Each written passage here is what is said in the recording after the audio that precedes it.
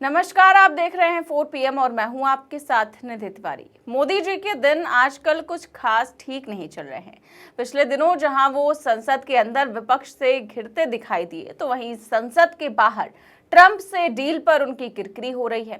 जैसे ही ट्रंप से उनकी डील पक्की हुई, बीजेपी ने जश्न मनाना शुरू कर दिया। मोदी जी को ऐसी मालाएं पहनाई गईं जैसे वो बहुत बड़ा तीर मार कर आए हों। लेकिन जैसे इस डील की डिटेल सामने आई तो पता चला कि साहब तो डील के नाम पर घाटे का सौदा कर आए। गोदी मीडिया जो कह रही थी कि मोदी के आगे ट्रंप झुक गए, उनके मुंह पर भी अब तमाचा पड़ गया है। दरअसल अमेरिका से भारत की जो डील हुई है, उसके दस्तावेज अब दुनिया के सामने आ गए हैं, जिसके बाद विश्व गुरु का ढोल फट गया है। इसके साथ ही सड़कों और चौक चौराहों पर पीएम मोदी के ऐसे बैनर पोस्टर लगा दिए गए हैं जिसे देखकर अंधभक्तों को पूरी तरह से मिर्ची लग जाएगी। तो अमेरिका भारत के समझौते में क्या क्या खुलासे हुए हैं और प्रधानमंत्री मोदी को लेकर सड़कों पर किस तरह के पोस्टर लगे हैं, बताएंगे आपको अपने इस रिपोर्ट में। तो पिछले कुछ महीनों से जो देश के हालात बने हैं, उससे अब ये लगने लगा है कि भारत सरकार पीएमओ से नहीं बल्कि व्हाइट हाउस से चल रही है। पिछले कई दिनों से मीडिया के लोग जब भारत सरकार के मंत्रियों से भारत अमेरिका के बीच हुई डील की डिटेल पूछ रहे थे, तो किसी भी मंत्री के पास कोई सीधा जवाब नहीं था। विदेश मंत्री कह रहे थे कि मुझे कुछ नहीं पता, कॉमर्स मिनिस्टर से पूछो, और कॉमर्स मिनिस्टर बोले कि सब चंगासी, बाकी नरेंद्र मोदी जी जाने, और मोदी जी हैं कि कुछ बताते ही नहीं है। इसी बीच व्हाइट हाउस ने शनिवार 6 फरवरी की देर रात अमेरिका और भारत ने ट्रेड डील पर एक अंतरिम समझौते का दस्तावेज जारी कर दिया। मतलब अब देखिए भारत को क्या करना है, इसके दस्तावेज भी व्हाइट हाउस से तैयार होकर आ रहे हैं। लेकिन इन दस्तावेजों के बाहर आते ही ऐसे खुलासे हुए जिसने मोदी को फिर से मुश्किलों में घेर दिया है। गोदी मीडिया जो पिछले दिनों अपने पापा को डिफेंड करते हुए कह रही थी कि मोदी सरकार ने कहा है कि भारत रूस से तेल नहीं खरीदेगा, उसके मुंह पर झन्नाटेदार तमाचा पड़ा है, क्योंकि इन दस्तावेजों में साफ कहा गया है कि भारत ने सीधे या इनडायरेक्टली रूसी तेल इंपोर्ट करना बंद करने का वादा किया है और कहा है कि वो यूएस से एनर्जी खरीदेगा। मैंने यानी ट्रंप ने तय किया है कि भारत ने यूएस के साथ पूरी तरह से अलाइन होने के लिए जरूरी कदम उठाए हैं। आज सत्ता की आंखों में आंखें डालकर पत्रकारिता करना बेहद मुश्किल हो गया है। हम पर मुकदमों से लेकर चैनल को बंद करने का दबाव बनाया जा रहा है। मुश्किल दौर है, लेकिन हम हार नहीं मानेंगे। इसीलिए 4 PM को ज्यादा से ज्यादा ज्वाइन करें और स्वतंत्र पत्रकारिता को जिंदा रखने के लिए जितना हो सके हमारा आर्थिक सहयोग करें। उम्मीद है कि आपके सपोर्ट से ये जंग भी हम जीत जाएंगे। अब आपने व्हाट्सएप पर पढ़ा होगा कि हम विश्वगुरु हैं। गोदी चैनल बता रहे होंगे कि मोदी जी के आगे ट्रंप झुक गए। मोदी जी के सांसद मालाएं पहनाकर जश्न मना रहे हैं। लेकिन इन दस्तावेजों की भाषा काफी धमकी भरी है, जिसके मुताबिक अब भारत की निगरानी अमेरिका करेगा और अगर हमने रूस से तेल खरीदा तो ट्रंप भारत पर 25% टैरिफ ठोक देंगे। और बात सिर्फ तेल की रहती तो भी ठीक थी, लेकिन इस डील के मुताबिक भारत सभी अमेरिकी औद्योगिक उत्पादों और कई खाद्य और कृषि वस्तुओं पर टैक्स खत्म करेगा या फिर घटाएगा। लेकिन अमेरिका भारतीय उत्पादों पर 18% का रेसिप्रोकल टैरिफ लगाएगा। अब बताइए ये कहां की बराबर की डील हुई। इसके साथ ही भारत ने अमेरिका के लिए एग्रीकल्चर और फूड इंडस्ट्री के लिए अपने दरवाजे भी खोल दिए हैं। ये भारत के किसानों की पीठ पर छुरा मारने के बराबर है। मतलब यूएस ने पहले तो साहेब को तेल को लेकर धमकी दी और फिर अपने लिए सारे मार्केट भी खुलवा लिए। वहीं पहले जिन सामानों पर 3% टैरिफ लगता था, फिर ट्रंप आए और टैरिफ बढ़कर 50% किया और अब इसे घटाकर 18% कर दिया और साहेब इसे बड़ी सफलता बताकर फूले नहीं समा रहे हैं। और इतना ही नहीं, भारत अगले 5 साल में $500 बिलियन का सामान अमेरिका से खरीदेगा। मतलब इस तरह से हमारा नुकसान, इस घाटे के सौदे को लेकर कांग्रेस की तरफ से अब कड़ा प्रहार किया गया है। सुबह 3:55 पर अमेरिका के ट्रेड रिप्रेजेंटेटिव जॉनसन ग्रियर के द्वारा अमेरिका और भारत के द्विपक्षीय समझौते के फ्रेमवर्क एग्रीमेंट की घोषणा हुई, जिसे सुबह 5:55 पर फिर पीयूष गोयल जो भारत के वाणिज्य मंत्री हैं उन्होंने दोहराया।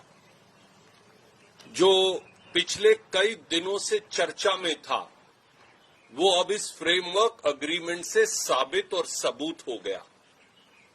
हिंदुस्तान के 72 करोड़ किसानों के पेट पर लात मारी गई है।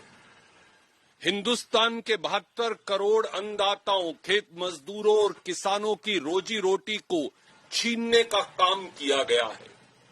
हिंदुस्तान के 72 करोड़ अन्नदाताओं और किसानों उनकी फार्म प्रोड्यूस को अमेरिका के हितों के आगे खिलवाड़ कर बेच देने का काम किया गया है। अगर आप ये फ्रेमवर्क अग्रीमेंट पढ़ें तो ये है वो फ्रेमवर्क अग्रीमेंट जो अमेरिका और भारत ने जारी किया है। इसकी पहली लाइन में ही ये लिखा है कि अमेरिका के खाद्य और सभी कृषि उत्पाद भारत में 0% टैरिफ पर आएंगे।